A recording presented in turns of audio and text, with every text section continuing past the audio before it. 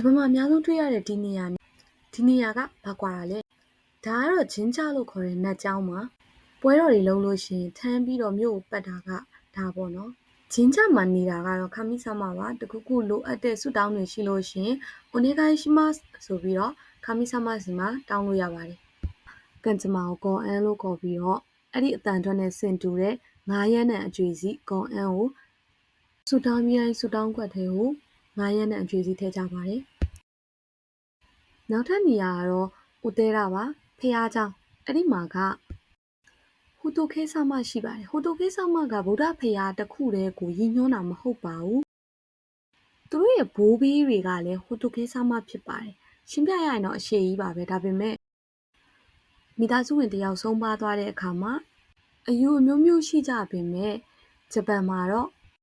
ဆုံးပါသွားတဲ့မိသားစုဝင်ကဟိုတိုကဲဆာမသူတို့ရဲ့ဘိုးဘေးဖြစ်နေအိုတေရာဆိုတဲ့ဖះเจ้าကိုရောက်ရှိသွားပါတယ်ပေါ့နော်တည်ဆုံးမိသားဘိုးဘေးတွေရှိတဲ့နေရာမို့လို့ကန်ဂျမာလို့အဓိပ္ပာယ်ရတဲ့ကောအန်ကိုမသုံးပါဘူးနော်